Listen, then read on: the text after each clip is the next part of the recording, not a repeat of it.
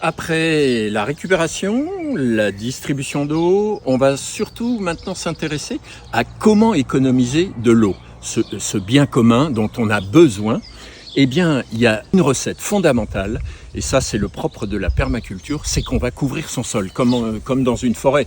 On parle souvent d'un sol couvert. Alors 3-4 possibilités pour couvrir son sol. Si vous n'avez rien du tout, utilisez l'herbe de tonte. L'herbe de tonte un peu séchée, pas celle que vous venez de ramasser parce qu'elle va chauffer. La paille, là vous allez trouver de la paille. On a parlé, vous savez le fameux géotextile tiré par les cheveux, eh bien il est là et je peux vous assurer que moi j'ai eu des résultats extraordinaires sur mes fraises. Aucune bestiole sur mes fraises, grâce à ça. Et enfin, quatrième possibilité, ce qu'on appelle du BRF, des plaquettes de bois. Et selon s'il s'agit de légumes ou de fleurs, je ne vais pas utiliser la même chose.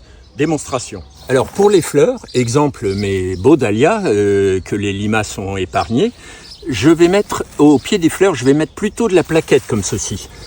Celle-ci, elle va mettre beaucoup plus de temps à se décomposer, elle va protéger et garder l'humidité, et puis en plus, alors ça c'est tout à fait personnel, mais je trouve que esthétiquement c'est magnifique dans un jardin. Et au pied des légumes, on va mettre quelque chose qui va venir nourrir notre sol. Alors on a parlé d'herbe, l'herbe de tonte, regardez là mon petit pied de tomate. En plus, on va mettre ça sur notre goutte à goutte.